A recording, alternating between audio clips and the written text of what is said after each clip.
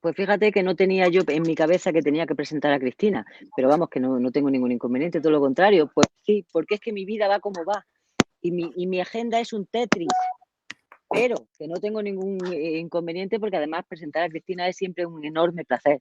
Entre otras muchas cosas, Cristina Corredor es la presidenta de la Sociedad de Lógica en Metodología y Filosofía de la Ciencia de España, una presidenta extraordinaria, como todo el mundo sabe, en fin, es una presidenta que ya está en su segundo mandato, es una profesora titular.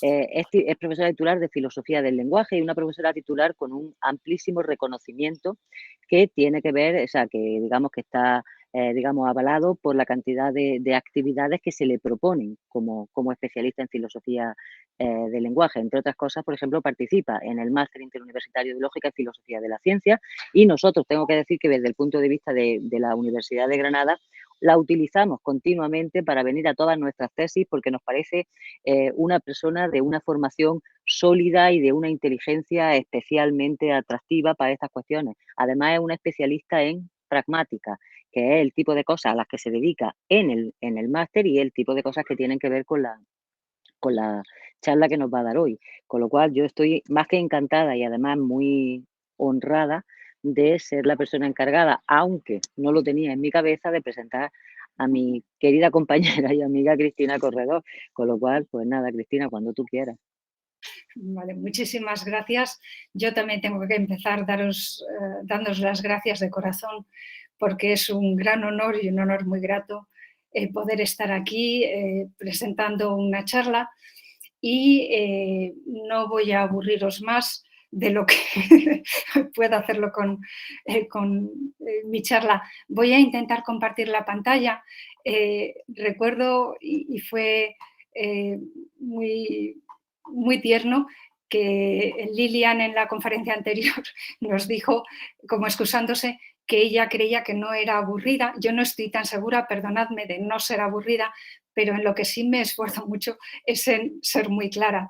De manera que con ese fin también os voy a compartir el mismo texto que voy a ir siguiendo y confío en que eso facilite también la comprensión de lo que, perdonad, de lo que tengo que decir. A ver si Marga me ha explicado lo que tenía que hacer. Espero saber hacerlo.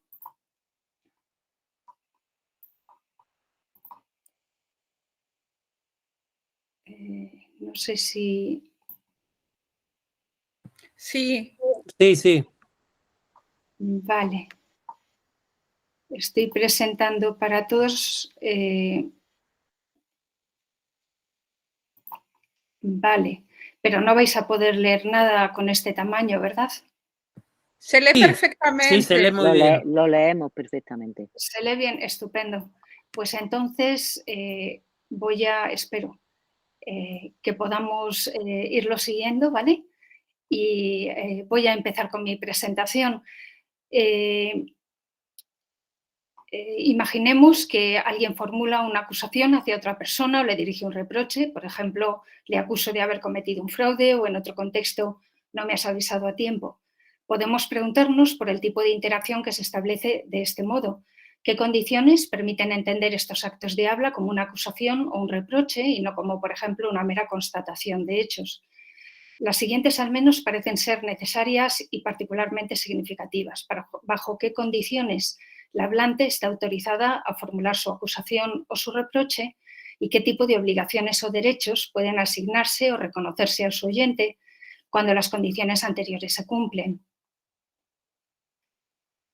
Y perdonadme porque ahora. Como es bien conocido, Strawson distinguió entre actos de habla esencialmente convencionales y actos de habla comunicativos. Los primeros dependen de un marco institucional, de normas y convenciones establecidas, como por ejemplo una sentencia judicial. Los actos de habla comunicativos, en contraposición, no necesitan más convenciones que las lingüísticas, pues su fuerza ilocutiva está determinada, así lo defendió Strawson, por las intenciones reflexivas y complejas siguiendo el modelo de Grice de quien habla. La idea central en la crítica que Strawson dirigió a Austin es la de que el reconocimiento por parte del oyente de las intenciones comunicativas, reflexivas y complejas del hablante, manifestadas abiertamente, hace que la proferencia sea un acto de habla afortunado. sin que se hayan precisado otras reglas o convenciones distintas de las lingüísticas.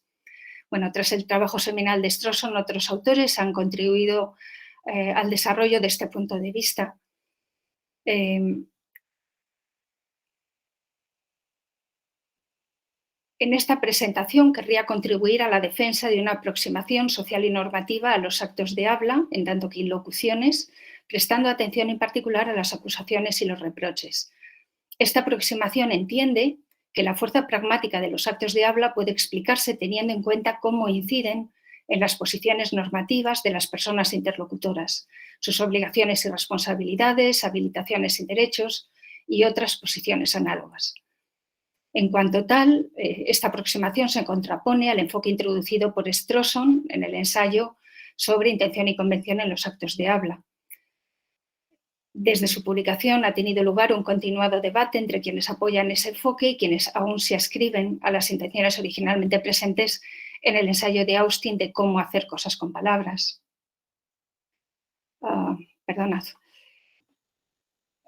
La intuición de Strawson, la misma intuición de Strawson, se encuentra en algunos desarrollos recientes, si bien adoptan una posición más matizada. Me parece especialmente interesante la propuesta de Mitchell Green, quien define el acto de habla como, lo parafraseo, cualquier acto que puede realizarse meramente por decir algo y significar, en el sentido de significado del hablante de Grice, significar que estás haciendo eso, pero Green añade, en la medida en que te encuentres en la posición social o epistémica apropiada para realizar ese acto y en la medida en que pueda esperarse cualquier aprehensión requerida por parte de las personas destinatarias. En el lado opuesto del debate, quienes defienden una aproximación convencional y normativa a los actos de habla han argumentado que las intenciones de tipo griceano no son condición suficiente, tampoco necesaria, para una realización afortunada. Destacadamente, Marina Sbisa ha defendido que los actos de habla pueden considerarse constituidos por procedimientos que son convencionales, y son convencionales en el sentido siguiente. Establecen procedimientos que son repetibles y reconocibles de una ocasión a otra y cuya función, que es dar lugar a cambios en los roles deónticos de las personas participantes, solo se ejerce sobre un trasfondo de acuerdo social. Mi propósito en lo que sigue es contribuir a la defensa de la aproximación social y normativa de los actos de habla que se ha esbozado. Para ello, prestaré atención a una propuesta alineada con la concepción intencionalista de los actos de habla que sigue Strawson. Esto debería permitir poner de manifiesto aquellos aspectos en los que esta concepción no puede explicar de manera satisfactoria lo que pretende explicar. Esto es lo que voy a tratar de mostrar. Por el contrario, la explicación presupone tácitamente y se apoya en un marco normativo social e interpersonal.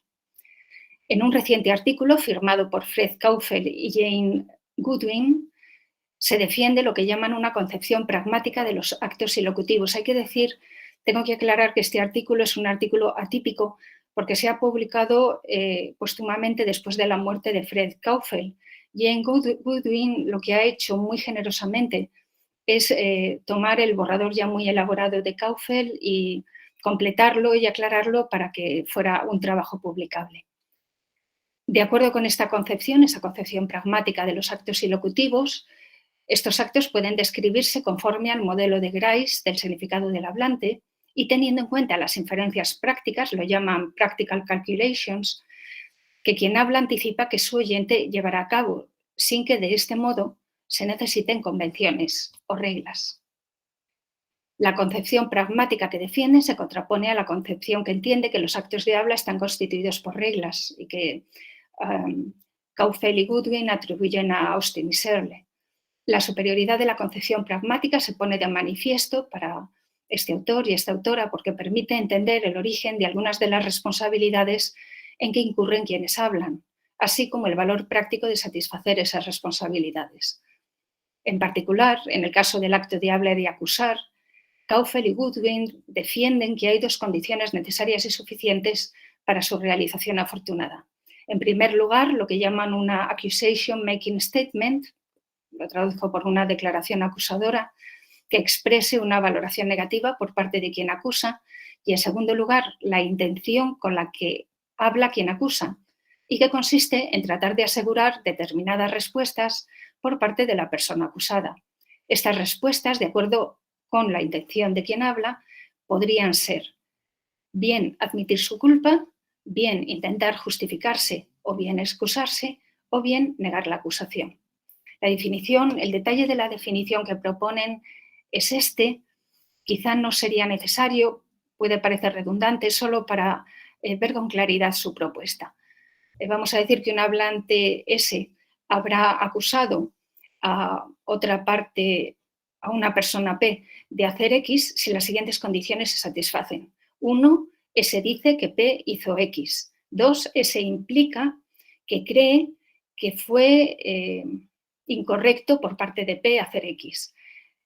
3, S, de manera deliberada y abierta, da a conocer que tiene la intención de que P responda en la forma de negar que P hizo X o de admitir que hizo X o de proporcionar una justificación o una excusa por haber hecho X. Y finalmente, S tiene la intención o actúa como si tuviera la intención de que las condiciones 1 a 3 proporcionen a P una razón para responder como está indicado en la condición tercera. Esto es, hasta aquí la paráfrasis de la cita. El análisis y justificación de este modelo incluyen aspectos que contribuyen a esclarecer el tipo de acción así definida. En especial, pretende dar cuenta de las complejas responsabilidades y otras posiciones normativas en que incurren tanto quien acusa como quien es objeto de la acusación. Así, el modelo puede explicar lo que su autor y autora llaman el practical rationale, la racionalidad práctica que subyace al acto de acusar, explicando que es racional para S, quien acusa, tener la expectativa de que P, la persona acusada, responderá de alguna de las 3 formas previstas por S.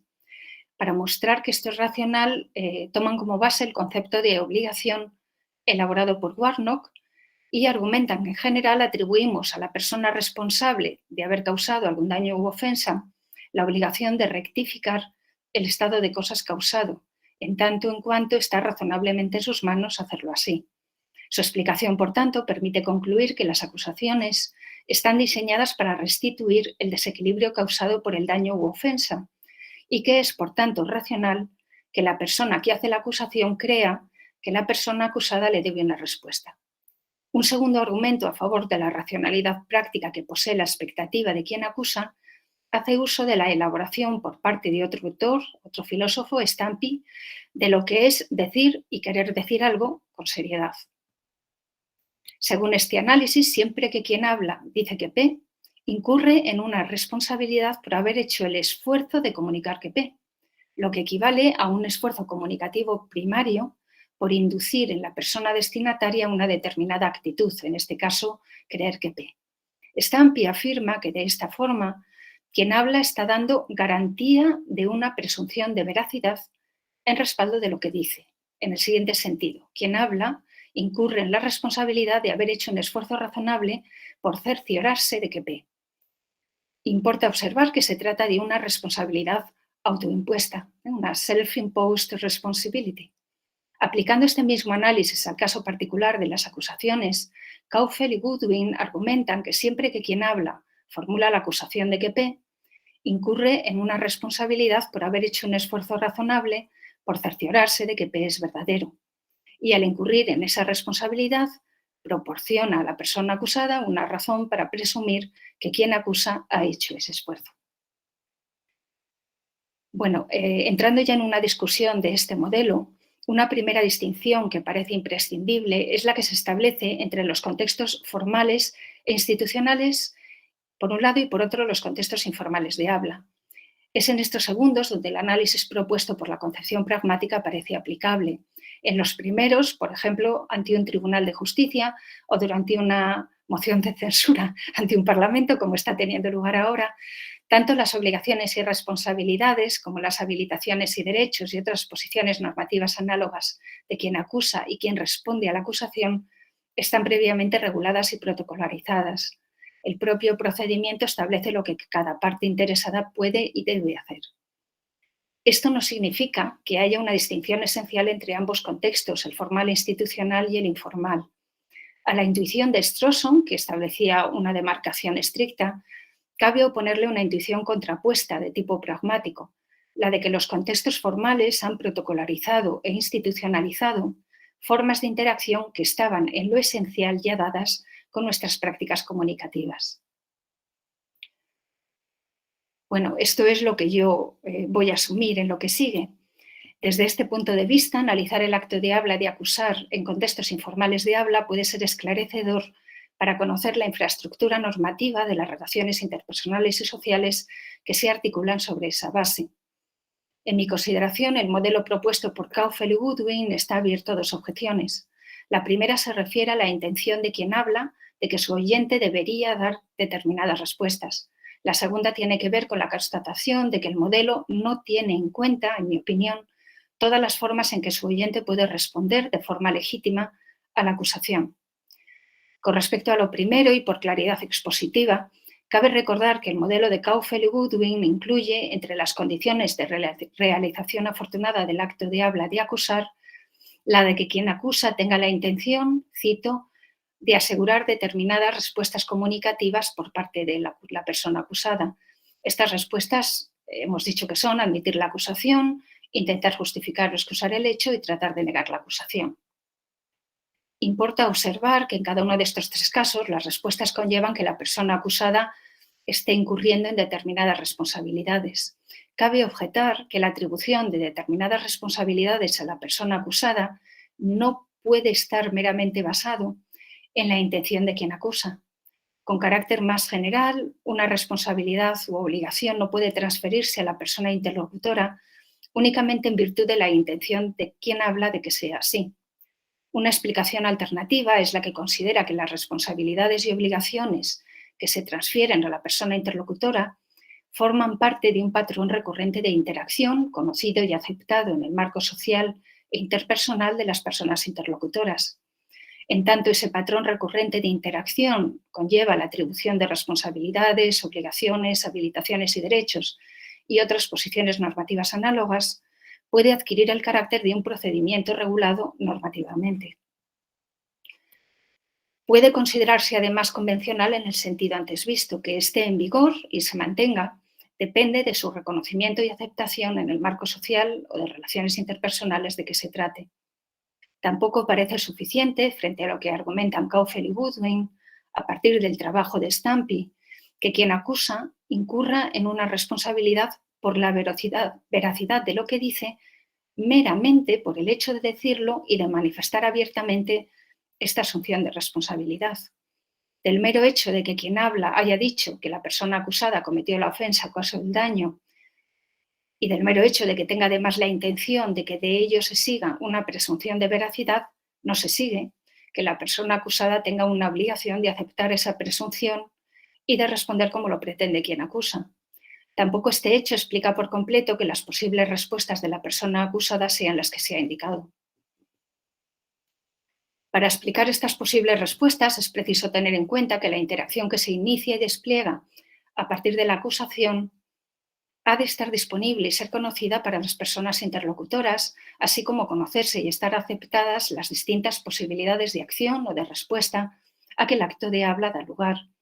Si esta consideración es correcta, entonces apoya la concepción de acuerdo con la cual las intenciones de quien acusa solo pueden entenderse a partir de un marco de patrones de interacción y de procedimientos convencionales o convencionalizados, normativamente regulados, que está disponible para las personas interlocutoras y que ellas conocen. La segunda dificultad del modelo de Caufel y Goodwin tiene que ver con la posición que se atribuye a la persona acusada. De acuerdo con el análisis que proponen, recordemos, quien acusa asume una responsabilidad autoimpuesta por comunicar abiertamente que ve. Esta asunción de responsabilidad genera una presunción de veracidad, la presunción de que la persona acusadora ha hecho un esfuerzo razonable para determinar la verdad de sus creencias acerca de las acciones de la persona acusada. Esta presunción de veracidad, a su vez, daría una razón a la persona acusada, ya lo habíamos dicho, para responder según lo pretende quien le acusa.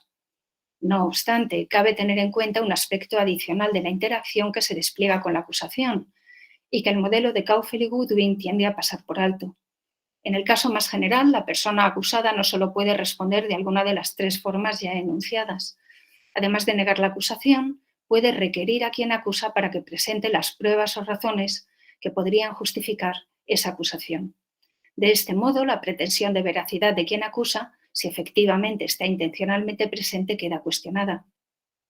Esta respuesta transfiere a la persona acusadora la obligación de justificar su acusación, pero esta no es una obligación que quepa hacer retroceder a una intención suya.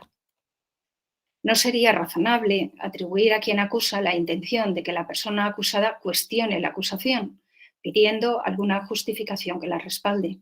Ahora bien, que la persona acusada quede autorizada a responder así, no solo puede considerarse razonable, más bien ha de verse como una respuesta posible dentro del procedimiento de la interacción en que ambas personas participan.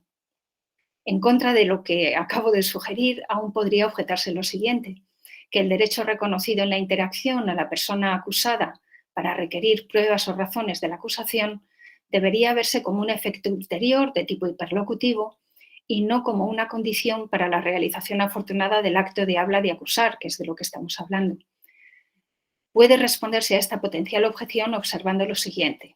Supongamos que fuera posible realizar actos de habla y de acusar de manera afortunada, sin que la acusación conllevase, como condición necesaria, el derecho de la persona acusada a pedir justificación. En ese caso, parece plausible considerar que el acto de habla habría sido abusivo, al menos en muchos contextos, ¿verdad?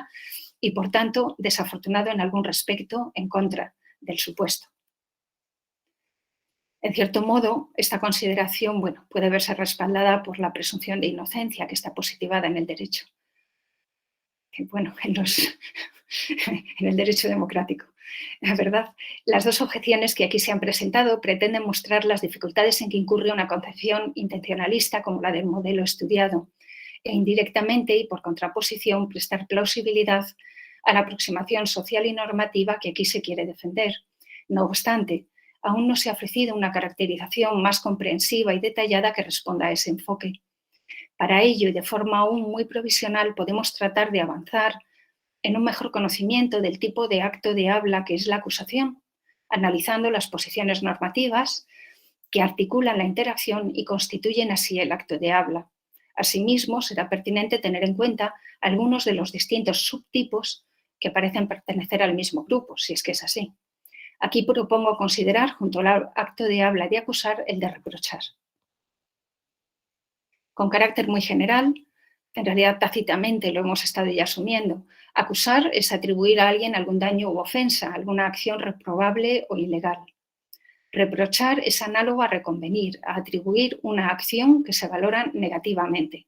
Reprochamos a alguien algo cuando le reconvenimos o criticamos por no haber hecho lo que considerábamos correcto o lo que creíamos poder esperar y no haber cumplido así nuestras expectativas. Directamente relacionado con ambos, culpar es atribuir la culpa de algo, hacer responsable a alguien por una mala acción o por un suceso negativo. Los 3 actos de habla que mencionamos pueden tener usos análogos y hay contextos en los que podrían intercambiarse, aunque no en todos, no en especial en los contextos formales e institucionales.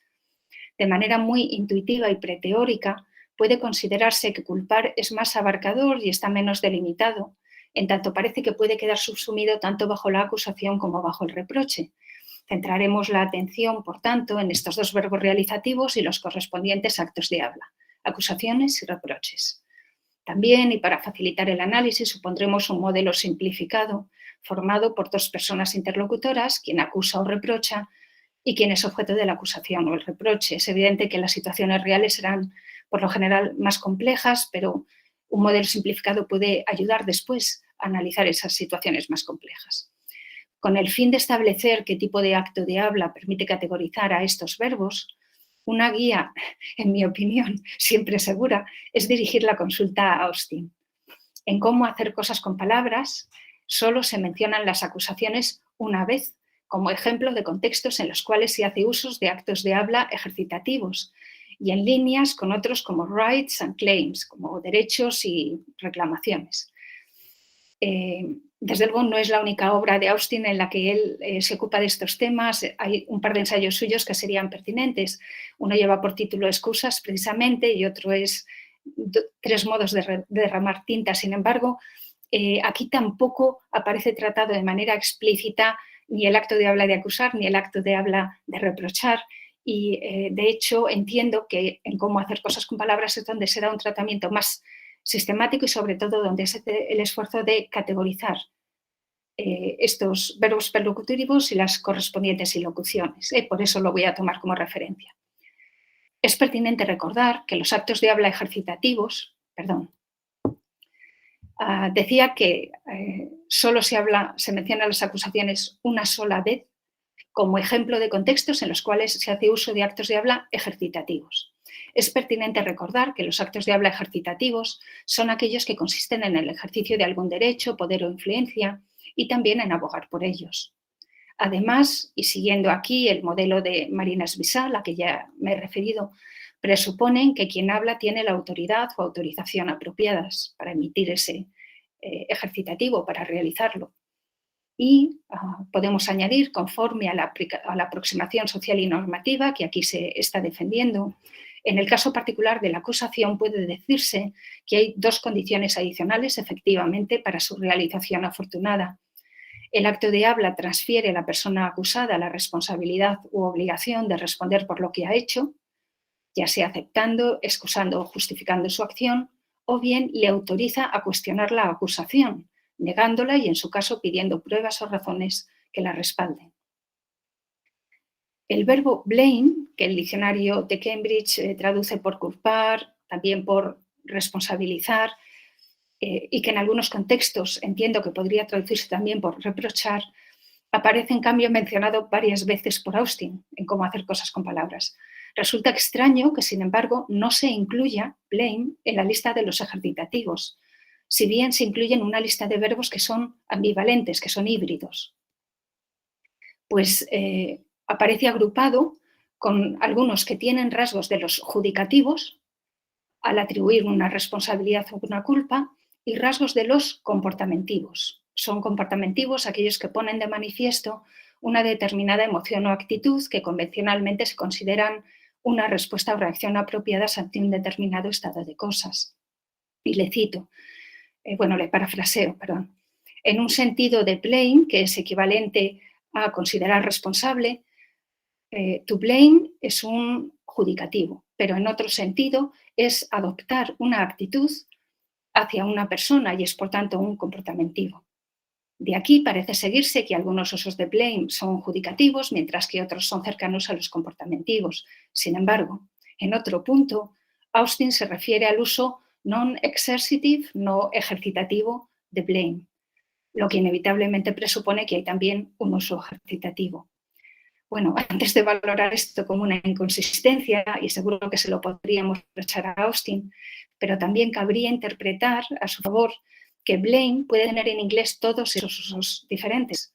En tanto ejercitativo, su uso es equivalente al de acusar. Este será el caso en particular del uso en textos formales e institucionales. En otros contextos más informales de habla, su uso puede asimilarse al de un reproche.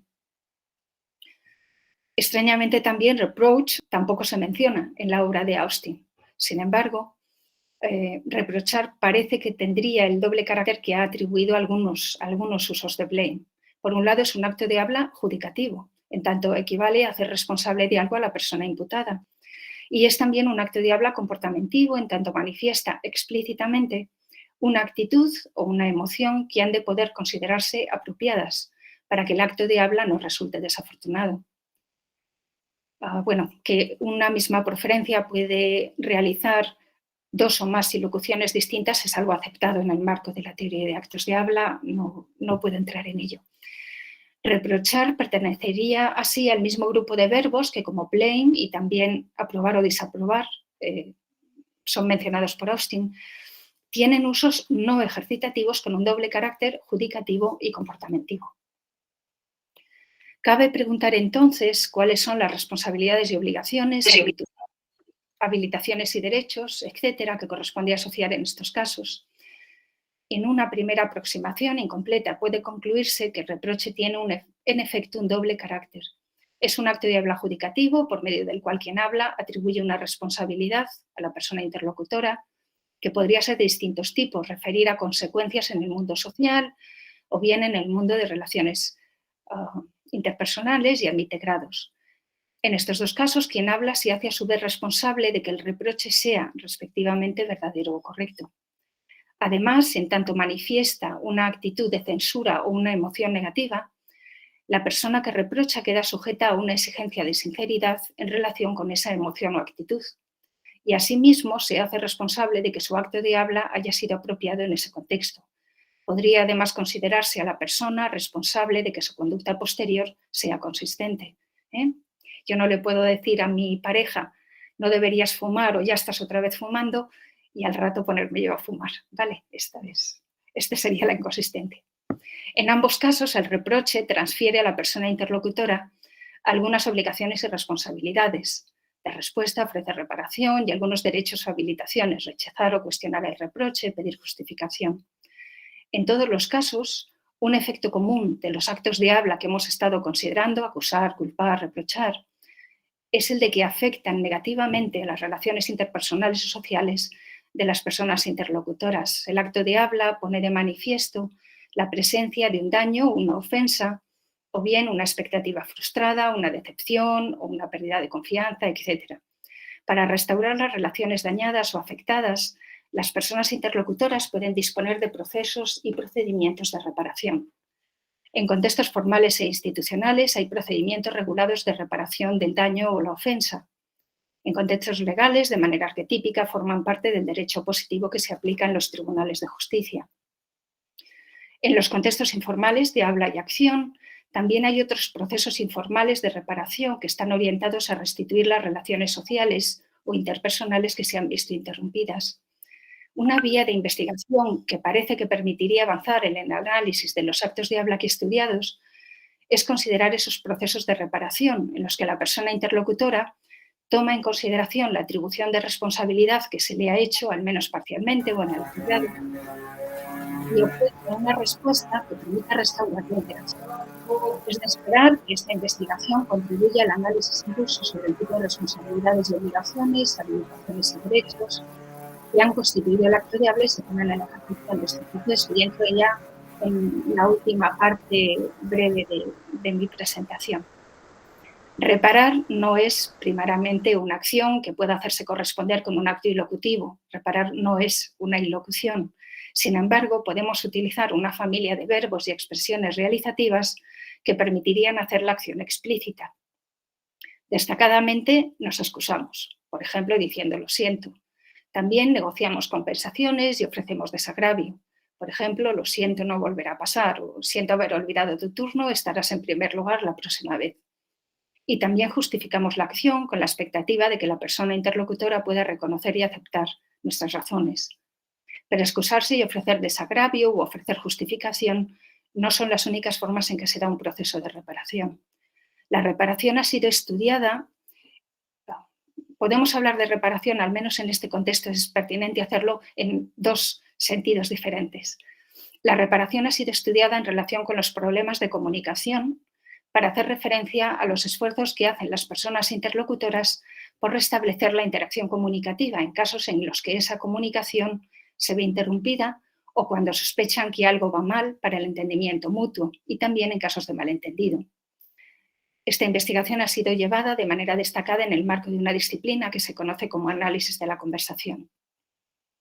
Esta forma de entender y estudiar los procesos de reparación es muy relevante para nuestra investigación, pues las acusaciones, como los reproches, resultan en cierto modo disruptivos, introducen un conflicto o una ruptura potencial del entendimiento en la interacción comunicativa. Sin embargo, el tipo de disrupción que surge así no es del tipo estrictamente comunicativo al que acabamos de referirnos. La reparación se estudia también en el marco de la filosofía moral y la filosofía política, al estudiar la relación entre el daño o la ofensa y las formas de restitución o desagravio. Bueno, en este segundo sentido se ha reconocido a Locke por haber introducido un concepto de reparación entendido como un derecho de la persona. Lo que habitualmente se llama reparación moral, claro. Lo que aquí proponemos es considerar si y en qué sentido la reparación puede constituir un movimiento ilocutivo que restaure un acuerdo entre las personas interlocutoras respecto a las responsabilidades y derechos y otras posiciones normativas análogas atribuibles en la interacción. Mi hipótesis es que con los actos de habla de acusación y reproche se inicia un proceso en el que la interacción en conflicto solo puede recuperarse mediante actos de reparación. Las formas que esta reparación puede adoptar incluyen las diversas formas que hemos venido identificando, e iniciarla puede corresponder tanto a la persona objeto de la acusación o el reproche, cuando acepta la imputación, se excusa, ofrece algún desagravio o justifica su acción, como a quien ha formulado esa acusación o ese reproche, cuando acepta ofrecer pruebas o razones en respaldo de su imputación. Lo anterior, todo esto anterior es un esbozo solo que no agota la complejidad de los procesos comunicativos que pueden ponerse en marcha después de actos de habla como los estudiados, pero puede servir para mostrar cómo la interacción solo se articula a partir del reconocimiento de las respectivas posiciones normativas por las personas interlocutoras y sobre esa base. Y ya llegó a la conclusión. Importa darse cuenta de que estos procesos complejos de reparación no pueden considerarse constituidos meramente a partir de las intenciones complejas de quien acusa o reprocha. Al menos la persona interlocutora ha de conocer y poder aceptar en su caso su participación activa en el proceso. ¿Cuál es su parte? Como si dijéramos. Las obligaciones y responsabilidades, habilitaciones y derechos, etcétera, que corresponden a las dos personas interlocutoras han de ser conocidas y estar aceptadas en el contexto social e interpersonal en el que se formulan la acusación o el reproche. Teniendo esto en cuenta, y si el análisis esbozado es correcto, puede concluirse el interés de una aproximación social y normativa al estudio de la interacción comunicativa basada en actos de habla. Finalmente, es obligado mencionar que este análisis necesita integrar un aspecto que no he tenido en cuenta hasta aquí, que es precisamente el de la dimensión epistémica presente en acusaciones y reproches, tanto en relación con sus contenidos, verdad, corrección, grado de justificación, como respecto a las posiciones requeridas por parte de las personas interlocutoras. Y esto lo tengo que dejar como una tarea pendiente. Muchas gracias por vuestra atención. Y en principio esto sería todo. Pues muchas gracias, Cristina. Abrimos el turno de preguntas. Como siempre, recuerdo que asignamos las palabras por orden de petición, pero que a veces no podemos saltar el orden para equilibrar un poco la cosa. Tenemos mucho tiempo, hasta las 7 o un poco antes. Vale, no veo si hay manos. O sea, las veo en la pantalla, pero no las veo aquí ahora. Vale. María José Frápoli. María José Frápoli solo quiere hacer una pregunta para abrir el fuego, porque yo no soy especialista. Muchísimas gracias, Cristina. Clarísimo y nada aburrido, tengo que decir. Yo nunca me he aburrido contigo, así que no sé por qué tanta explicación previa. O sea, ha sido muy bonita la explicación. Como no soy especialista en teoría de actos de habla, pero una cosa que seguro que es una pregunta muy básica, si te he entendido, parte del acto de acusación, o sea, cuando alguien realiza un acto de acusación, digamos, asume o espera que la persona a la que uno acusa, digamos, tenga una determinada reacción y digamos que la persona a la que uno acusa asuma una determinada responsabilidad de participar en ese tipo de acto. Es decir, yo ya sé que esta no es la terminología. Entonces, la pregunta que se me plantea automáticamente, tú imagínate que la persona simplemente a la que tú acusas simplemente pasa de ti y dice, a mí que me cuentas, es decir, yo te acuso de no sé qué y yo no me da la gana de aceptar la reacción, o sea, de aceptar la responsabilidad de responderte, simplemente te ignoro. ¿Significa eso que tú no has llevado a cabo un acto de acusación o que has llevado a cabo un acto de acusación de otro tipo? ¿Sabes lo que te quiero decir? Que a mí me resulta muy interesante lo que has dicho, porque cuando yo pienso claro, como ahora ya todos sabéis que yo estoy en esta historia brandomiana de lejos, o sea, tampoco muy... Pues claro, yo pienso digamos, en la comunidad no como un todo, sino el conjunto de los interlocutores forman parte del juego de dar y pedir razones, esencialmente. Pero en teoría de actos de habla, vosotras digo vosotras porque siempre estoy acordándome de las personas con las que hablo de estos temas, subrayáis que hay un interlocutor, pero no parece como que el interlocutor forme parte esencialmente, digamos, previamente a la realización del acto. Sin embargo, tú ahora estás diciendo, se necesita que haya una reparación, porque efectivamente ha habido un daño al ambiente o lo que sea, o a la comunicación. ¿Qué pasa si la persona a la que tú acusas simplemente decide que no responde? ¿Qué efecto tiene eso? Claro, gracias por la pregunta. Una respuesta sencilla y directa sería, bueno, la interacción queda interrumpida, claramente. Sí que hay que asumir, o al menos ha estado en mi intención precisamente, no suponer meramente hablante y oyente como si estuvieran sobre el vacío, sino más bien argumentar que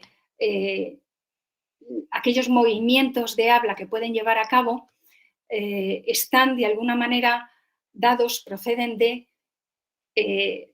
un contexto que tú ahora has llamado una comunidad, podríamos llamarles una comunidad de habla si quieres. Y esta es precisamente también mi perspectiva. Es decir, tiene que haber un marco social o pueden haberse personalizado formas de interacción en las relaciones interpersonales de esas dos personas, pero hace falta precisamente que haya ese marco donde estén dadas de alguna manera, por un lado, las condiciones que permiten realizar estos actos de habla y, por otro lado, anticipadas las posibles respuestas que cabe dar. En el caso de que alguien ignore la acusación, habría que decir, bueno, ahí se interrumpe la interacción. Ha dejado de haber ningún tipo de interacción comunicativa, pero probablemente en ese contexto a la persona que ignora la acusación se la podría hacer objeto de reproche, y si se la hiciera objeto de reproche, esto pondría de manifiesto que no, digamos que el acto de habla de alguna manera le estaba asignando una responsabilidad del tipo de las que hemos dicho. Es decir, todo el mundo puede actuar mal en la interlocución, en la interacción comunicativa. Claro, pero la pregunta es una pregunta sincera, ¿eh? O sea, que digo que no es una pregunta, quiero decir, no es una pregunta teórica, que es una pregunta, digamos, del aspecto práctico. Que, por ejemplo, si yo digo, o sea, un acto de habla, o sea, yo qué sé, tú dices de convencer o de convertir a alguien, no sé si esto es un acto de habla en ese sentido o lo que sea. Efectivamente, eso de manera esencial depende de la respuesta del interlocutor. Pero acusar me parece que el peso de la acusación la lleva el hablante, el agente en primer lugar. Entonces la pregunta era directa, ¿se ha hecho un acto de habla de acusar si la persona a la que se acusa decide no responder? ¿Hemos acusado? Sí. Si se ha hecho de acuerdo con el procedimiento que está reconocido en el contexto de habla al que pertenecen las dos personas, sí. Perfecto, esa era la pregunta. Es decir, Muchísimas una gracias. persona externa al intercambio podría perfectamente valorarlo así, si comparte, digamos, el mismo tipo de procedimientos y patrones de interacción. Le son igualmente conocidos, claro que sí. Es decir, es posible valorar desde un punto de vista externo, desde el punto de vista de tercera persona, si un acto de habla se ha realizado correctamente o quién está rompiendo la interacción indebidamente. Manuel Liz.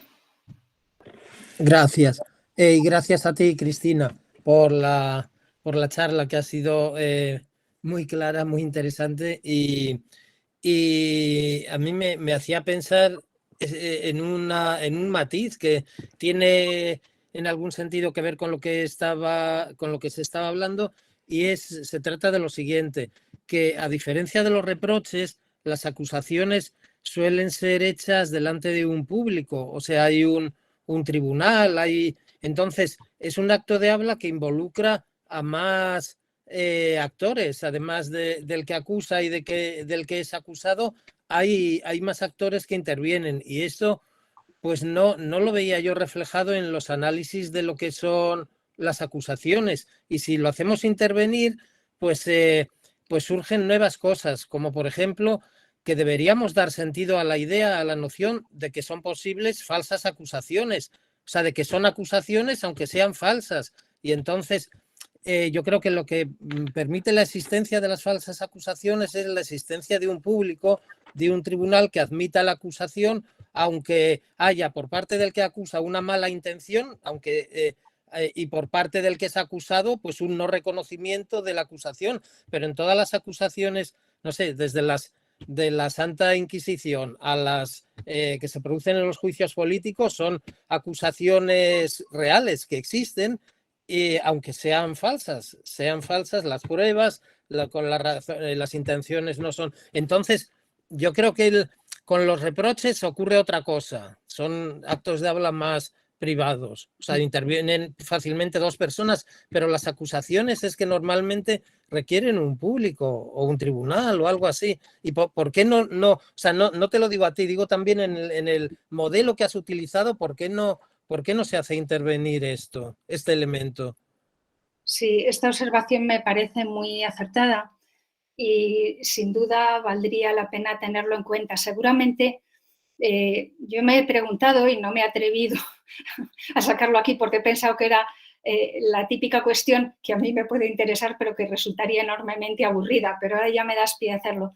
Yo me he preguntado por qué Austin tiene tan claro que las acusaciones son actos de habla ejercitativos, mientras que Blame, en este uso más interpersonal, vamos a decir más débil, no es un acto de habla ejercitativo, sino que se convierte por un lado en un judicativo, porque no deja de hacer una valoración, y un comportamentivo, relativo a expresar una actitud o una emoción que es apropiada en ese contexto.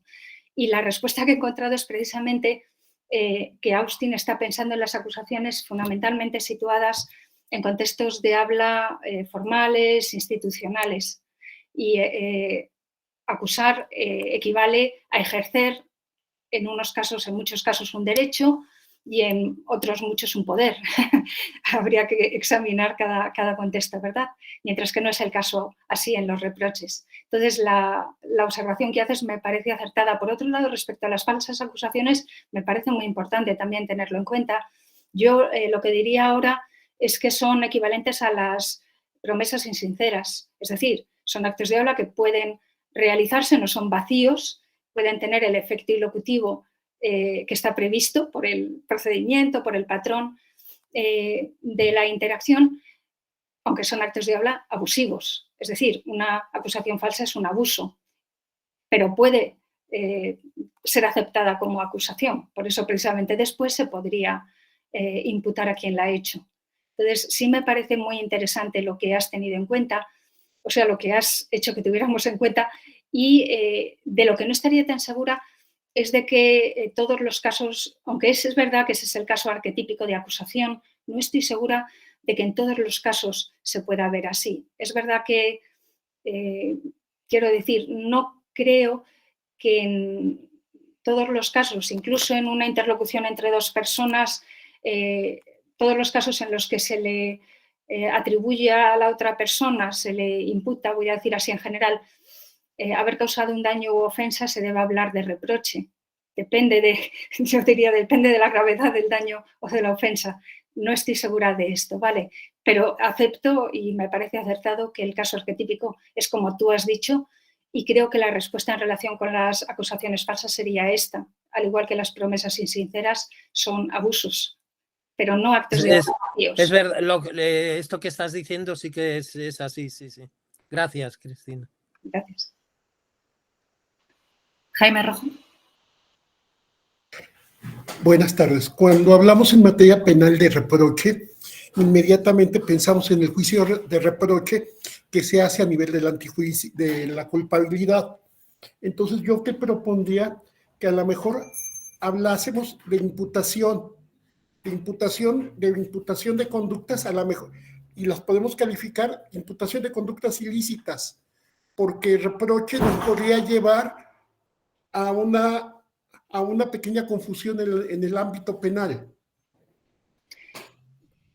Muchísimas gracias. Yo ya sé, tiene usted toda la razón, y yo era consciente de que estaba utilizando imputación no en el sentido jurídico, sino que buscaba un término un poco general, ¿verdad?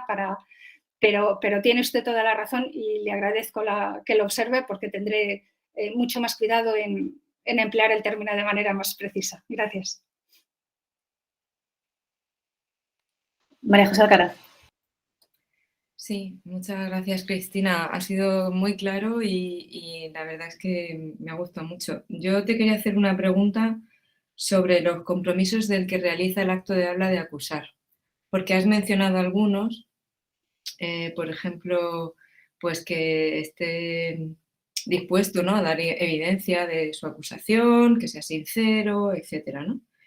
Y creo que como al final, pero corrígeme si me equivoco, también has mencionado que al realizar el acto se compromete en algún sentido con conceder al acusado la posibilidad de responder de alguna manera. No digo que tenga que responder para que el acto de habla se realice, que es la pregunta que te ha hecho María José, sino que es parte de los compromisos que adquiere el hablante que realiza ese acto de habla, el conceder al acusado la posibilidad de o justificar o explicar o negar o algo, pero ¿dirías, por ejemplo, que alguien no estaría realizando el acto de habla de acusar si, habiendo justificado su acusación, habiéndola hecho sinceramente, etcétera, no concede al acusado de ninguna manera la posibilidad de responder? Te pongo este caso porque pienso en dos situaciones, ¿vale? Acuso a alguien y me piro. La que se pira soy yo, no como decía María José, sino la que no quiere saber nada del acusado soy yo. No quiero escucharlo, no quiero saber qué me va a decir. ¿He realizado el acto de habla o algo he hecho mal que no llega a por así decir, completar ese acto? O bien, esta era mi pregunta, te lo decía porque, bueno, hay casos donde por el tipo de daño, por el tipo de situación de la víctima que acusa, a veces pues este momento de esperar a la explicación del acusado es problemático, no, en fin. Mi pregunta iba por esta condición, ¿no? ¿Se realiza o no se realiza con éxito el acto de habla si el hablante que lo realiza no está dispuesto a conceder al acusado esta opción de responder? Esa era un poco mi pregunta. Me parece muy importante lo que planteas y desde luego necesitaría pensarlo más. En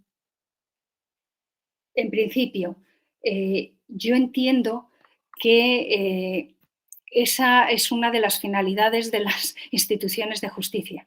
Es decir, precisamente descargan a las personas que puedan verse como supervivientes de determinadas ofensas o daños, descargan de esa responsabilidad de tener que escuchar y, en su caso, valorar la justificación que puede dar la persona a la que acusan. Sin embargo, eso no hace desaparecer el derecho de esa persona. Entonces, entiendo que estoy facilitándome las cosas al utilizar lo que ocurre en el marco institucional de un Estado de Derecho, pero me serviría en este caso como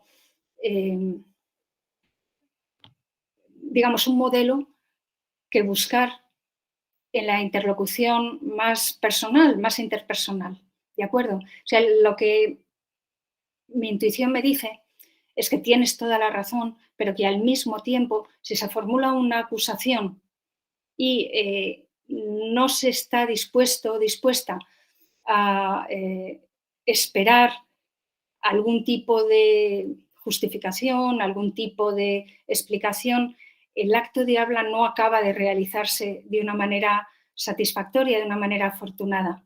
Esta es mi impresión.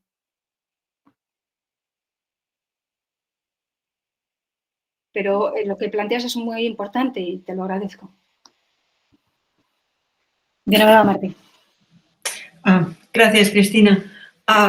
Creo que mi pregunta está relacionada con las preguntas de las dos María Josés. María José Frappoli y María José Alcaraz, pero no estoy segura porque he perdido el sonido durante 5 o 6 minutos y igual esto es una cosa de la que has dicho algo, por tanto no te preocupes si ya lo has cubierto todo esto. Es que, la cuestión es, tengo una cierta curiosidad por saber la relación de tu posición con respecto a acusaciones y reproches, la relación que tiene con la cuestión de la ofensa. Porque hay este debate, que es un debate muy importante, sobre si la ofensa es una cuestión objetiva que no requiere el reconocimiento como tal por parte de aquel que la recibe. Pero después está la cuestión de que se necesita que el interlocutor de alguna manera lo reconozca como un cierto tipo acto de habla. Yo no sé, mi abuela siempre decía, no ofende quien quiere, sino quien puede.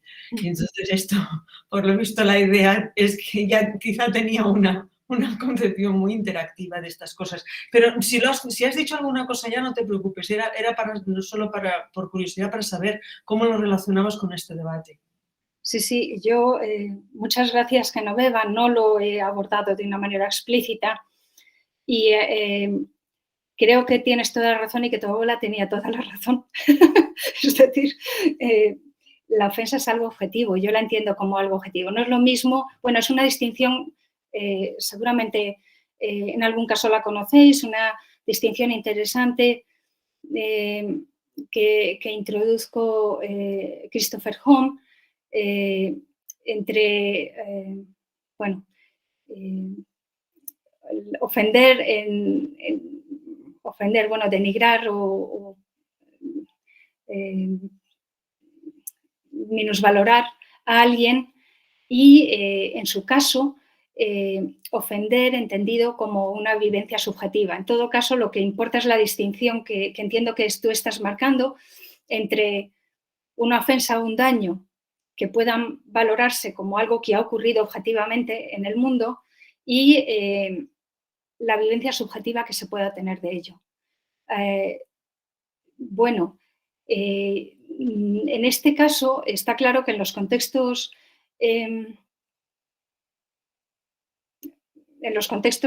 formales, institucionales, etcétera, el daño o la ofensa que se pueden considerar son aquellos que se puedan valorar como objetivos, pero esto no significa que no vayan acompañados del daño de la vivencia subjetiva, al contrario.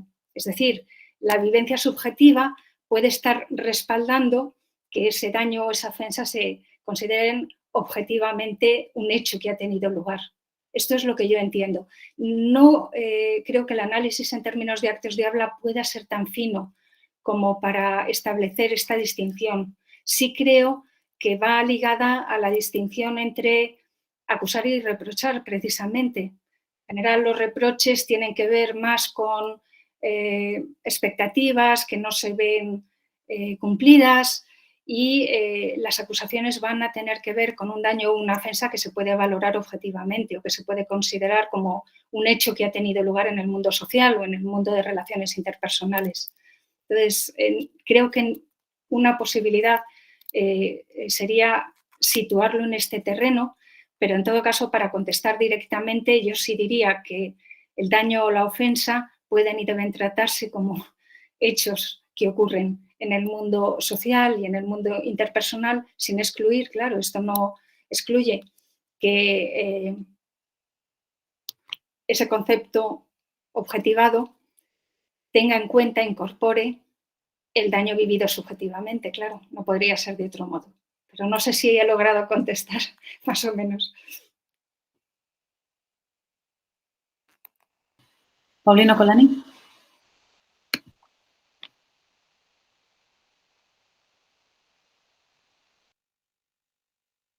No se Paulino, oye. No se oye. El micrófono, Paulino.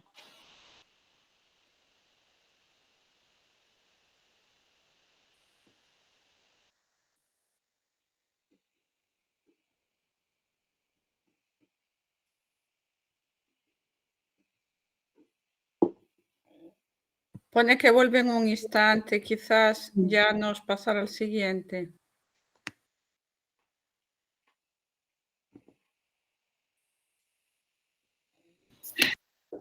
Perdón, Francisco Miguel Macías. Vale, pone la pregunta por escrito. ¿La leo yo para todo el mundo? Bueno, mis preguntas son, ¿crees que el factor temporal afecta a estos actos de habla tratados? Es decir, ¿evoluciona la actitud y los actos de habla del culpar? ¿O incluso se da un nuevo acto de habla en el caso de que un hablante acusa y reprocha y culpa reiteradamente a otro y este no cambia su actitud y reitera el acto por el que es culpable? Vale, muchas gracias por la pregunta.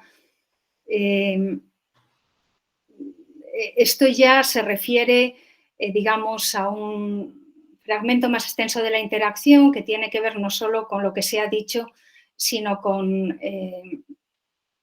las actitudes o las acciones que son subsiguientes al acto de habla. Digamos que escapa, que saldría fuera del análisis que se puede ofrecer a partir de la interacción comunicativa estrictamente y entra ya en, puedo decirlo así, en el tipo de efectos perlocutivos que se desencadenan a partir de esas acciones de habla. Digamos que escapa un poco de lo que la teoría de actos de habla o de lo que el análisis que he propuesto podría explicar, ¿de acuerdo? Aunque sin duda podríamos tener en cuenta, bueno, qué ocurre después, cómo puede transcurrir después la interacción, pero en todo caso entiendo que esto está un poco en la línea de lo que preguntaba María José. ¿Qué pasa si la persona interlocutora ignora completamente la acusación o el reproche? Bueno, pues estamos en un caso en el que el acto de habla podría haberse realizado correctamente, se podría haber realizado de manera afortunada y en todo caso la persona interlocutora merecerá una censura al menos moral o bueno, personal de algún tipo. Pero es todo lo que se me ocurre decir. Paulino. Hola, buenas tardes. Espero que esta vez se me escuche. Sí. Muchas gracias a doctora Cristina por la presentación. Este tema, ¿no?, de acto de habla, de acusar, me parece muy interesante. Y pues tras la presentación yo estaba pensando un posible caso de acusación justa, ¿no? Es decir, cuando la acusada reconoce que la acusación es acertada y reconoce su parte de responsabilidad. Aún en este caso me pregunto si hace falta un acto de reparación. Es decir, pues cuando ya uno pues reconoce su responsabilidad, si se puede también pensar una cierta, digamos, reparación. Y si es un caso aseverado, ¿no? Pues, ¿de qué tipo de reparación se requiere, no? ¿Qué tipo de reparación se requiere en ese caso? Bueno, ante todo me alegra saludarte, Suleiman. No estoy segura completamente de haber entendido tu pregunta, pero me temo que lo que estás preguntando desbordaría el tipo de análisis estrictamente de la interacción comunicativa al que yo me he referido. Es decir, yo no he hablado de qué tipo de reparación correspondería si se entiende como una reparación bueno, legal o una reparación material de algún tipo. Yo hablaba de reparación en un sentido mucho más técnico y más restringido, que tiene que ver con la prosecución, cómo puede proseguir la interacción comunicativa cuando se ve interrumpida por una acusación o un reproche. La posibilidad de que la acusación sea falsa, efectivamente, es algo que nos preocupa y me parece que había comentado que entiendo que una acusación falsa puede ser acusación, pero sería un acto de habla abusivo, sería un abuso. Lo que tú planteas es interesante porque dices, bueno, ¿y qué pasa si la persona acusadora se retracta de su acusación? Entiendo que es esto lo que estás planteando. Eso ya nos haría entrar en el terreno de las retractaciones. de los actos de habla, de retractarse y en qué casos alguien está autorizado a hacerlo o debe hacerlo y qué tipo de interacción subsiguiente se puede generar, pero en sí mismo entiendo que retractarse de una acusación equivocada o falsa es en sí reparación en este sentido más técnico en el que yo lo estaba tratando, sin entrar ya en implicaciones legales o sociales de otro tipo.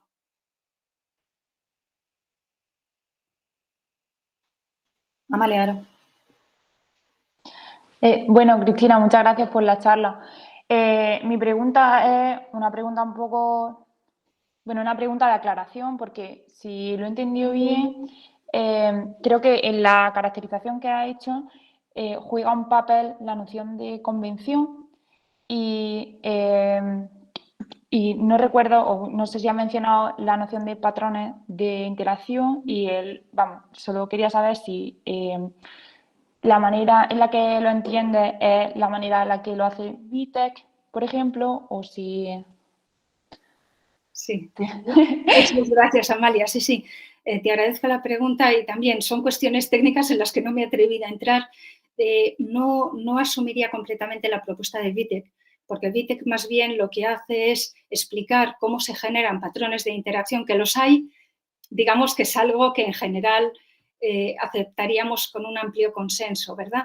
Pero la explicación de Vitek se refiere más bien a cómo se generan estos patrones de interacción.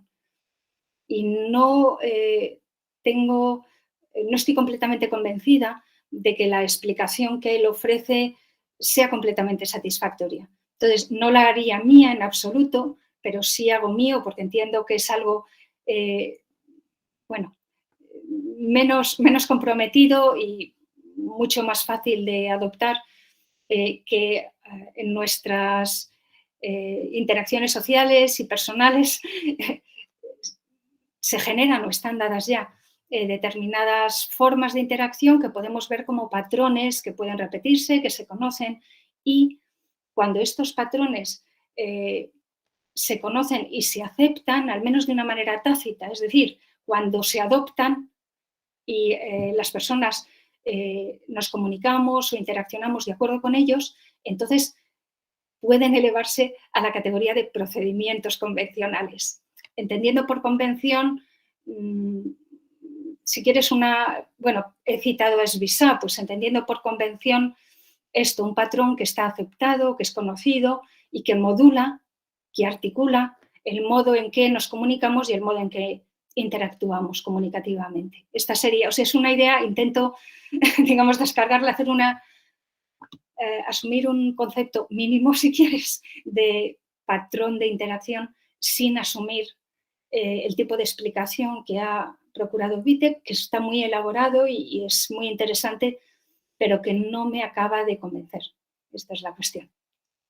Muchas gracias, Cristina. Gracias a ti, Amalia. Bueno, me toca. Yo estaba pensando en la pregunta que había hecho María José Alcaraz, de estos casos en que no esperamos que la otra parte haga nada. Y me preguntaba si no puede ser que a veces entendamos que la reparación consiste simplemente en hacer una cierta descripción de cómo han sucedido las cosas, sin, ¿sabes? Como que restituir la justicia en algún sentido fuera simplemente decir, bueno, esto es lo que has hecho o esto es lo que ha pasado. Claro. La cuestión es si ahí puedes hablar. Muchas gracias por plantearlo. Y quiero decir, os agradezco mucho que insistáis, porque este es un punto realmente muy importante.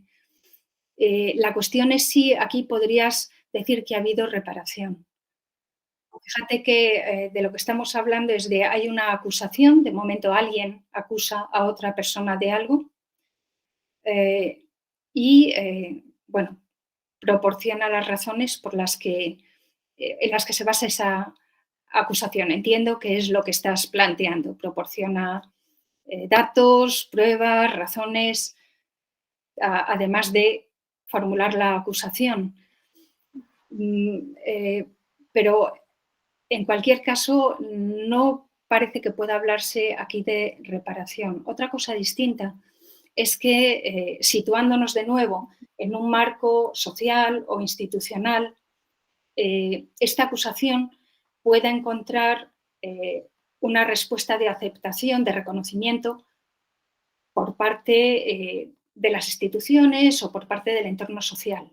Entonces, la reparación no se puede ni sería razonable esperarla de la persona que cometió la ofensa o hizo el daño, pero la reparación podría venir de quienes aceptan la acusación como una acusación correctamente realizada. Entonces, entiendo que este reconocimiento, esta aceptación de la acusación por las razones o las pruebas que se han ofrecido, es esta aceptación social o institucional la que podría verse como una reparación. Pero si es una mera interlocución y solo unilateralmente la persona dañada u ofendida, digamos, comunica su acusación y además comunica sus razones o sus pruebas, aquí no hay ningún tipo de reparación todavía. Esto es lo que se me ocurre decir. O sea, aquí estaría faltando ese proceso de reparación. María José Frappoli. Me atrevo, o sea, ya levanto la mano porque no hay más preguntas, pero es que me da pie llanos, porque era una cosa que yo quería preguntar al principio de la charla, pero no sabía cómo entrarle. Y ahora al decirlo llanos, creo que lo veo un poquito más claro. La cuestión es, lo que yo te quería preguntar al principio es, vale, pero ¿qué diferencia hay desde el punto de vista del agente entre acusar y aseverar o describir? Y al decirlo llano, estaba pensando, claro, me da pie a afinar un poco. Es decir, muchas veces en este país nuestro, de nuestros pecados, pues tenemos muchos problemas con la memoria histórica y con no sé cuánto. Y hay veces como que se confunde lo que es simplemente contar la historia, describir cómo fueron los hechos, con una especie de acusación o de petición de. Ahora tú has insistido en la cuestión de la reparación, porque es lo que ya te ha preguntado, pero me pregunto, ya digo, en el desconocimiento de la sutileza de la teoría de actos de habla, que muchas veces meramente una descripción con pretensión de objetividad puede ser interpretada como una acusación indirecta, velada. ¿Tiene esto algún sentido? Es decir, entiendo que acusar tiene sus especificidades, evidentemente, ¿no? Pero desde el punto de vista del que afirma, a lo mejor no hay describir y acusar, o no sé, digo, me cuesta trabajo hacerlo más preciso, pero a lo mejor me estáis entendiendo. Estupendamente, y también te agradezco muchísimo lo que preguntas y voy a decir lo que ahora mismo se me ocurre sabiendo que no voy a poder responder completamente a la preocupación que estáis expresando, que ha iniciado Llanos y continúas tú. De hecho, esta pregunta la planteaba yo al inicio de mi charla, ¿verdad? ¿En qué casos o por qué podríamos decir que ha habido una acusación y no una mera enunciación, descripción de hechos? Bueno, que la teoría de actos de habla tenga complejidades o que pueda servir más o menos es algo que precisamente hay que poner en cuestión. Es decir, lo que importa es poder explicar precisamente situaciones difíciles como las que estáis planteando. Y si la teoría de actos de habla puede avanzar en que entendamos lo que ocurre, bien por la teoría, y si no es que la teoría no nos sirve. Digamos que lo que verdaderamente importan aquí son los problemas y las preocupaciones que nos generan. Con respecto a lo que dices, iba a comentar, yo planteé la pregunta. La respuesta que yo podría avanzar, conforme a lo que he presentado aquí, conforme al marco que he querido defender, es que la diferencia entre una acusación y una descripción es que en la acusación se está imputando una responsabilidad, es decir, se le está atribuyendo una responsabilidad a alguien. Incluso si ese alguien no se puede identificar. Hay casos en los que se han producido daños, ofensas sin que se sepa muy bien quiénes son los culpables, pero precisamente lo que hay que hacer es investigar y identificarlos. Si no hay una atribución de responsabilidad y lo que se dice es, ha ocurrido esto, probablemente lo que hay también es un esfuerzo. Aquí yo apelaría precisamente a Grace, en la parte de Grace que más me gusta, que es la que tiene que ver con todo el trabajo pragmático de implicaturas, de comunicación, de unos contenidos digamos, de un significado que no está dicho con las palabras. Entonces, sin duda, el presentar determinados hechos nos hace pensar que esos hechos de ninguna manera debieron ocurrir o que, digamos, sería inaceptable moralmente dejarlos olvidar. Y esto nos puede mover precisamente a intentar identificar a los responsables y a formular una acusación. Pero creo que la diferencia es esta. En una acusación se está atribuyendo una responsabilidad. En una presentación de hechos, en principio no. Una cosa, ya sé que hay palabras, simplemente para aclararme, y es muy rápida. No puede haber, por el hecho de describir, hacer una acusación indirecta. Es decir, he dicho lo de la ley de memoria o de un poco, por ejemplo, una violación. Yo puedo describir que me ha pasado esto y que tal persona me ha hecho esto. Y a lo mejor yo no estoy diciendo, que si yo no quiero, pero no puede haber esa idea de, por el mero hecho de describir algo que es constitutivo de delito o de reproche, haber una acusación indirecta. No sé si esto tiene sentido y ya me callo porque sé que... Si es constitutivo de delito, entonces seguramente quien describe el hecho podría estar, digamos, apelando tácitamente a la intervención de quienes tienen la obligación, de quienes tienen la responsabilidad de atribuir culpabilidad al responsable. Es decir, yo no diría que la persona que en este caso es la superviviente de esa violación, no diría que está haciendo una acusación. Sí que seguramente su expectativa es que quienes tienen una responsabilidad institucional, jurídica, social de algún tipo, actúen, puesto que están en la capacidad de formular la acusación correspondiente. Esto es lo que se me ocurre decir, para mantener la distinción con la que me he comprometido entre acusar y describir o enunciar.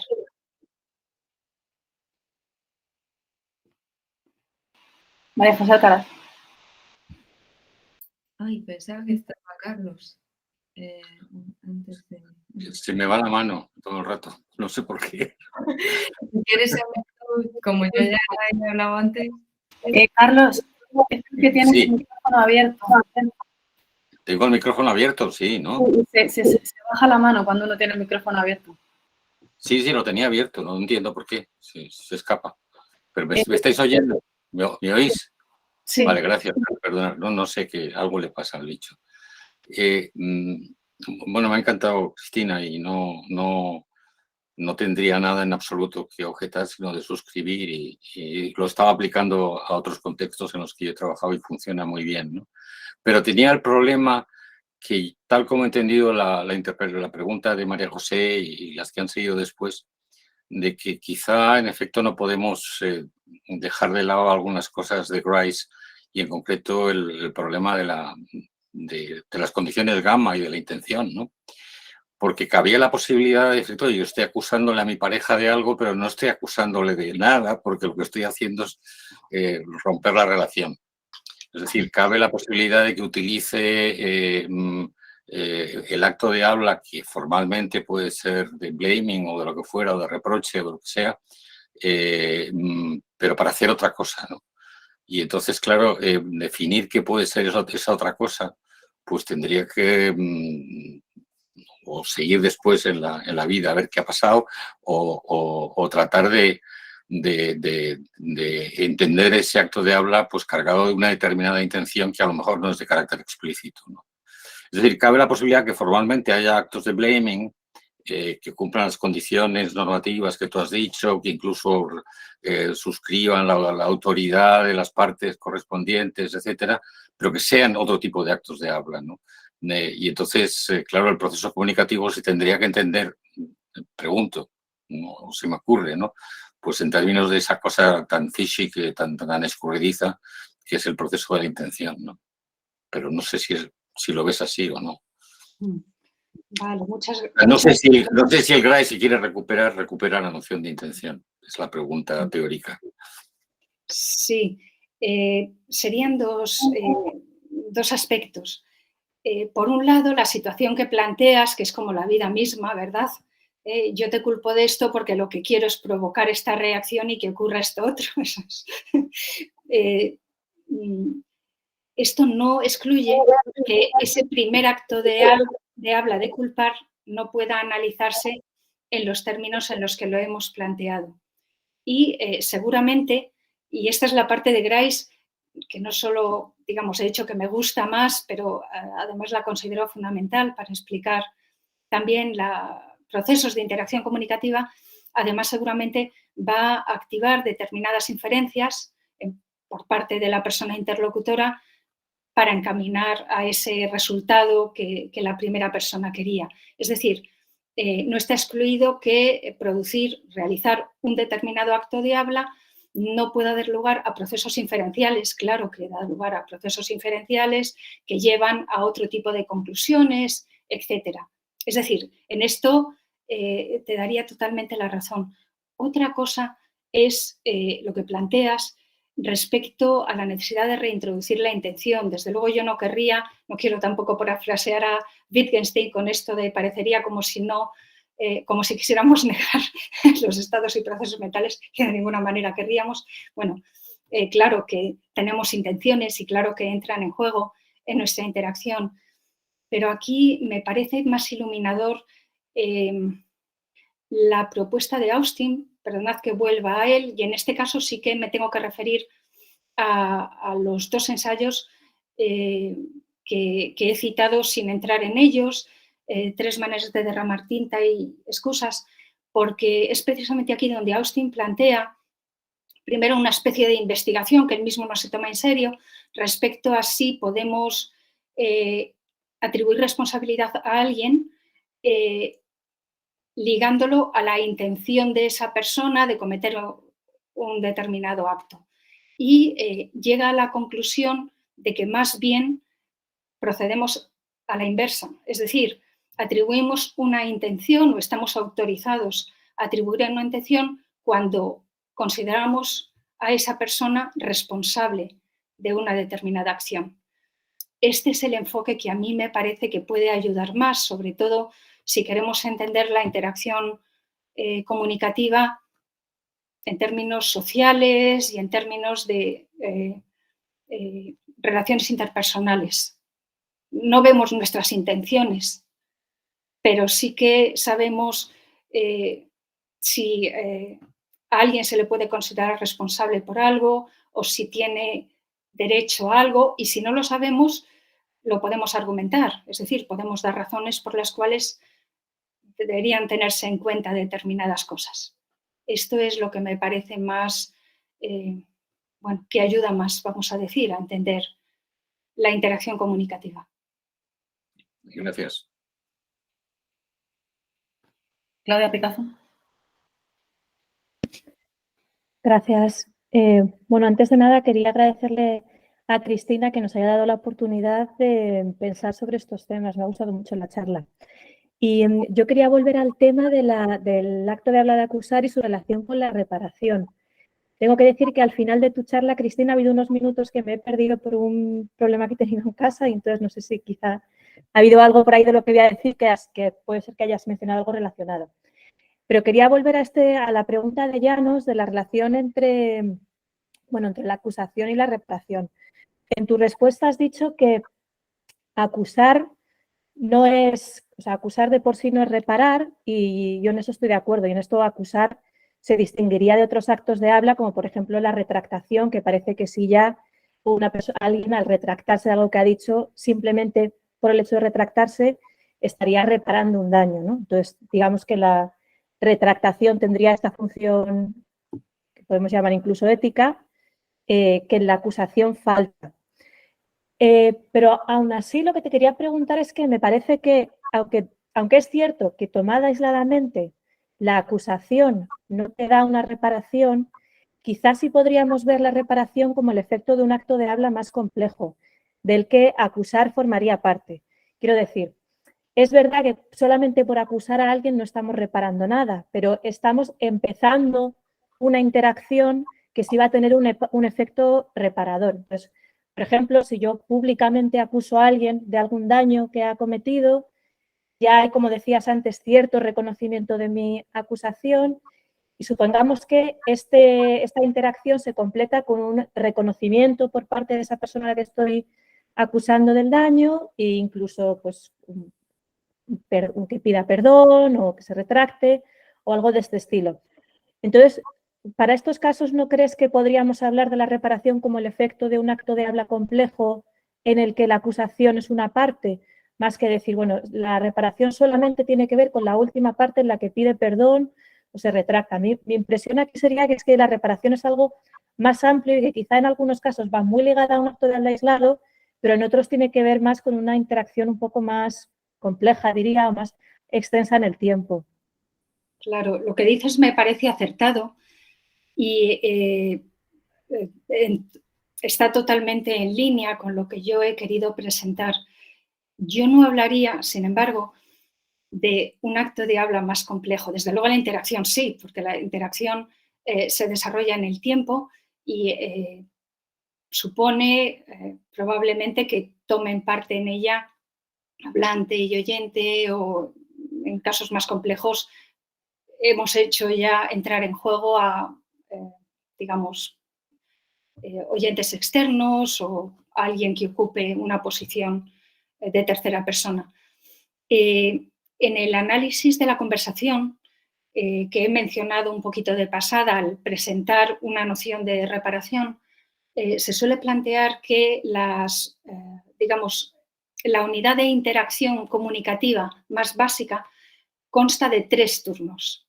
Un primer turno de la persona que habla en primer lugar, un segundo turno de la persona que es inicialmente destinataria de esta proferencia y un tercer turno que suele corresponder a la persona que ha hablado en primer lugar, de manera que esta persona puede reconocer, aceptar la interpretación que ha hecho, la recepción de la persona interlocutora, etcétera. Seguramente, digamos, esto está en cierta manera respaldado por estudios descriptivos, estudios empíricos, pero seguramente lo que tú estabas señalando, que me parece acertado, tiene que ver con esta necesidad de, para poder valorar qué acción de habla ha tenido lugar, no nos basta con lo que haya dicho la persona en el momento, sino que necesitamos tener en cuenta cómo ha afectado a la persona interlocutora, cómo la persona interlocutora ha interpretado esa proferencia, ha respondido a ella y posiblemente todavía necesitaríamos ese tercer turno. Con esto estaría totalmente de acuerdo y creo que precisamente en los casos en los que la acusación espera alguna forma de o necesita alguna forma de reparación, se pone muy claramente de manifiesto.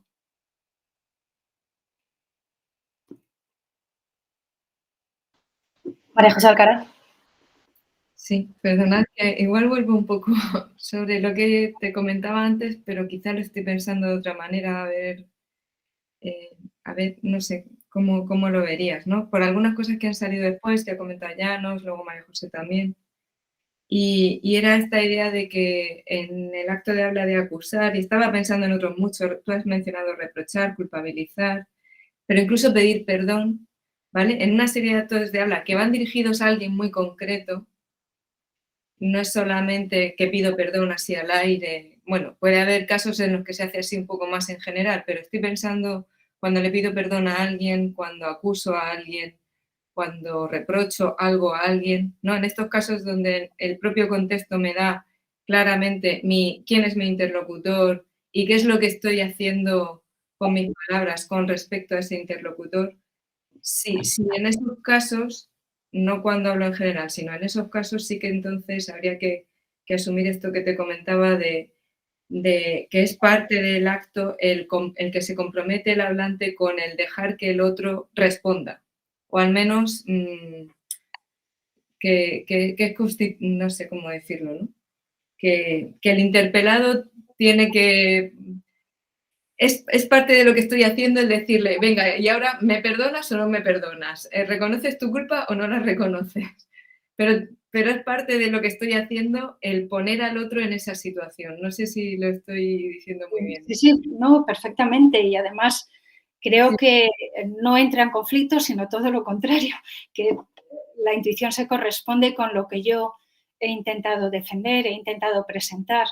Es decir, que no se pueden ver los actos de habla como preferencias aisladas por parte de una persona, sino que entrañan, constitutivamente conllevan, digamos, o bien asignar determinadas responsabilidades o bien reconocer determinadas habilitaciones a la persona o personas a las que se dirige ese acto de habla. Por motivos emocionales o por motivos personales, quien formula una acusación puede además no estar en ninguna disposición de escuchar nada más de la persona acusada, y habrá casos en los que hará bien en no hacerlo, seguramente. Casos extremos en los que es lo mejor que puede hacer. Pero esto no excluye que para que la acusación pueda considerarse tal, puesto que ha habido una atribución de responsabilidad, esa atribución de responsabilidad de alguna manera tenga que dirimirse. Es decir, tampoco se puede quedar flotando en el aire como la sonrisa del gato de Alicia, sino que tiene que, no sé, redimirse de alguna manera esa responsabilidad. ¿De acuerdo? Y si la persona individualmente no está en condiciones de atender al proceso de interacción, bueno, socialmente o interpersonalmente se puede cubrir esa función. Yo entiendo que precisamente lo que se institucionaliza o lo que se ha institucionalizado en ocasiones responde a esta necesidad. Pero no sé si estoy respondiendo a la preocupación que veo que tienes.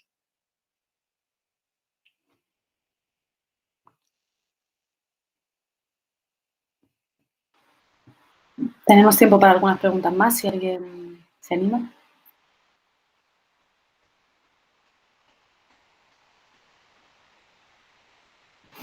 Si no, pues lo dejamos aquí, que creo que ya le hemos dado una buena sesión a Cristina. Pues muchísimas gracias, ha sido una charla muy interesante, la discusión también.